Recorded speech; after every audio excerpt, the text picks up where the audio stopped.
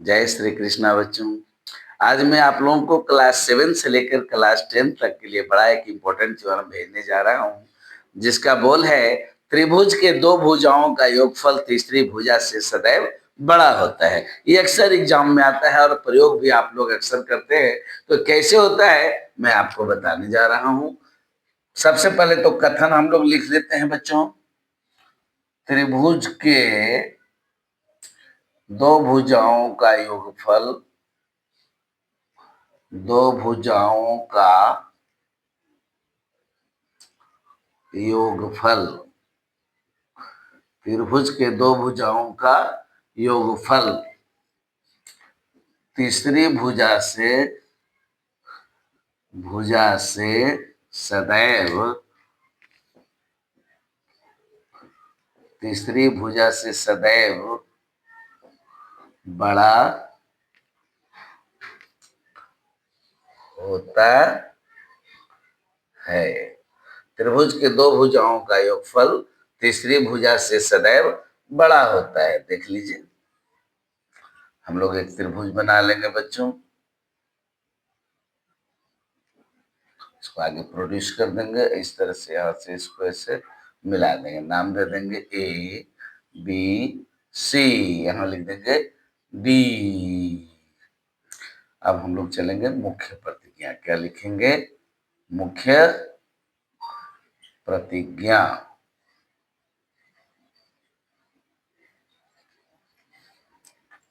दिया हुआ है कि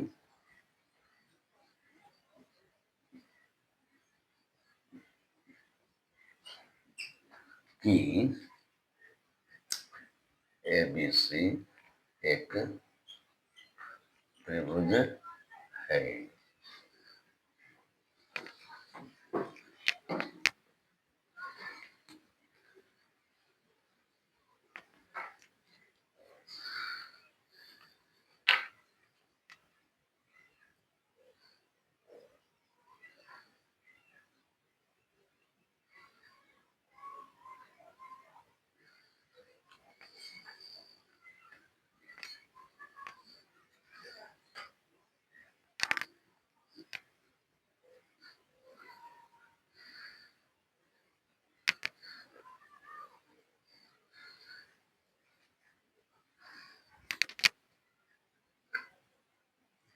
साबित करना है।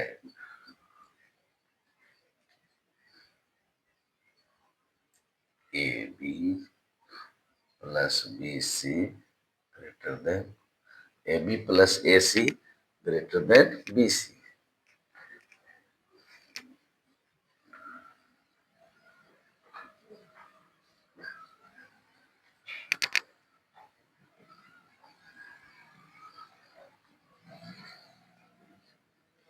चलिए इसको निकाह कर देते हैं।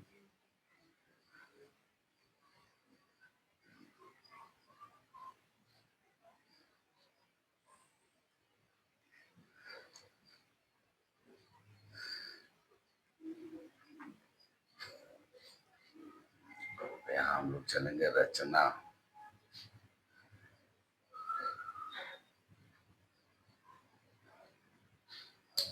BA को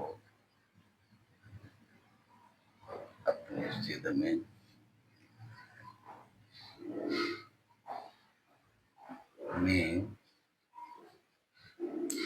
D बिंदु तक आगे बढ़ाया।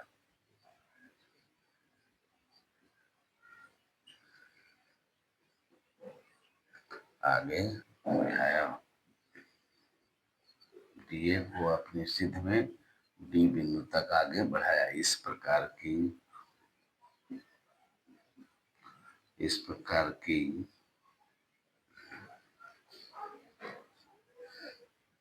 AC बराबर AD हो तथा C2D को मिलाया। लिख लो भाया। अब हम लोग चलेंगे प्रमाण। त्रिभुज ACD में सी बराबर क्या मिलेगा बच्चों, AD। बगल में लिखोगे रचना से, इसलिए त्रिभुज ACD एक, कोई अगर पूछेंगे कि अगर किसी त्रिभुज की दो भुजाओं की लंबाई समान हो तो आप बताइएगा वह त्रिभुज एक समद्वि बाहु त्रिभुज होगा। इसलिए त्रिभुज ACD एक समद्वि बाहु त्रिभुज होगा। कैसा त्रिभुज होगा, समद्वि बाहु त्रिभुज होगा। इसलिए बच्चों ये कोण और ये कोण आपस में, चूंकि आपको याद होगा मैंने बताया था कि समद्विबाहु त्रिभुज के आधार पर के कोण आपस में बराबर होते हैं, ऐसा मैंने आपको बताया था थ्योरम नंबर 11 में। तो उसका यहाँ हम यूज करेंगे। इसलिए कोण ACD बराबर कोण मिलेगा ADC। ये दोनों कोण बराबर होंगे, इसको हम लोग एक इक्वेशन मान लेते हैं। ये कोण और ये कोण समान होंगे। अगर कोई पूछेंगे तो कारण बताइएगा, समद्विबाहु त्रिभुज के आधार पर के कोण आपस में समान होते हैं। तो इस थ्योरी के तहत चूंकि ये समद्विबाहु त्रिभुज है, ये भुजा बराबर ये भुजा है, तो ये कोण भी ये कोण के बराबर हो जाएंगे। फिर आपको मैंने बताया है अगर इस कोण में हम कुछ जोड़ दें, कोण ACD में अगर हम कुछ जोड़ दें, मान लो BCA को हम जोड़ दें, तो स्वाभाविक है कि इससे बड़ा हो जाएगा। अकेले अकेले बराबर था, कुछ जोड़े तो इससे बड़ा हो जाएगा ना, कोण ADC से अब बड़ा हो जाएगा। ADC से ये कोण बड़ा हो जाएगा, यानी कोण BCD ग्रेटर देन कोण हो जाएगा कोण BDC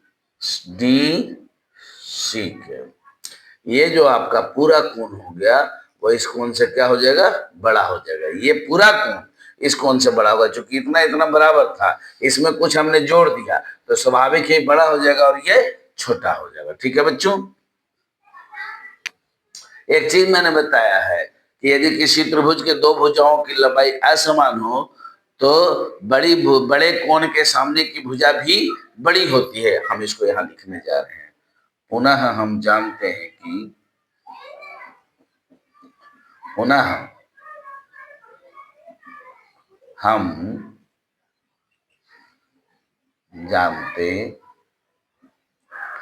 हैं कि यदि किसी त्रिभुज के दो भुजाओं की लंबाई असमान हो, दो भुजाओं की लंबाई दो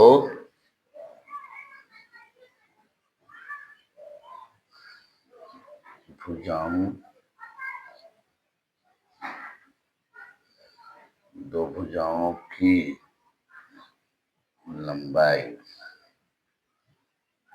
की लंबाई असमान हो तो, यदि किसी त्रिभुज के दो भुजाओं की लंबाई असमान हो तो बड़े कोण के सामने की भुजा भी बड़े कोण के सामने की भुजा भी बड़ी होती है। बड़े कोण के सामने की भुजा भी बड़ी बड़े कोण के सामने की भुजा भी बड़ी होती है। इसलिए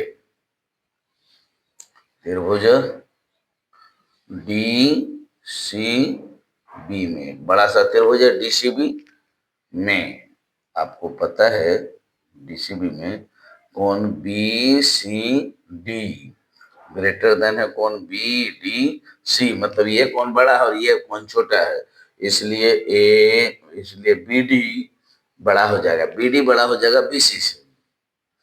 देखो बच्चों, ये इस कोण के सामने BD है और इस कोण के सामने BC है, तो BD किससे बड़ा हो जाएगा, BC से।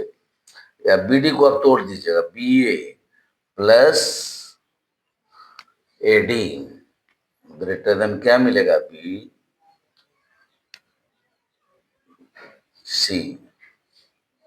चलिए, अब एडी के जगह पर आप क्या लिख सकते हैं, एसी लिख सकते हैं। अब बीए के जगह पर बीए के जगह पर एबी लिख सकते हैं। तो एबी प्लस एसी क्या मिल जाएगा, ग्रेटर देन बीसी। अब बगल में क्या लिख दोगे, तो इस तरह से बड़ा इंपॉर्टेंट थ्योरम है बच्चों, क्लास 9th के बच्चों के लिए तो ज्यादा इंपॉर्टेंट है, लेकिन 7 और 8 में भी बच्चे अगर लिख लेंगे सीख लेंगे तो बढ़िया ही होगा। और सर्वांग क्षमता से ये जुड़ा हुआ थ्योरम है, इसको बोलते हैं असमीकाएं, जो जस्ट सर्वांग क्षमता के बाद आपको इसका प्रयोग होता है, इसलिए इसको लिख लें। ये क्लास 7 में भी आपको था, ये 8 में भी है और 9 में भी है, 10 में भी इसका यूज होता है। त्रिभुज के दो भुजाओं का योगफल तीसरी भुजा से सदैव बड़ा होता है। तो सबसे पहले आप लोग लिख लें इसको, धीरे धीरे करके आपको मैं सारा वीडियोज भेज रहा हूं ताकि आपका बेसिक मजबूत हो जाए, और जब बेसिक आप समझने लगेंगे तो फिर आगे धीरे धीरे करके मैथ में कोई प्रॉब्लम ही आपको नहीं रहेगा। एक बच्चे को मैंने कहा था ईंट डालने के लिए, उसने ईंट डाला ही नहीं, झूठ मूठ हमको ठग दिया, तब मुझे ईंट डालना पड़ा।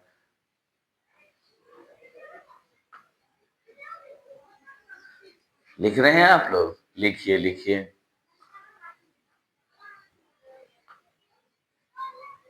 स्क्रीनशॉट ले लीजिए, अगर लिख नहीं सकते हैं तो स्क्रीनशॉट ही ले लीजिए। जय श्री कृष्ण।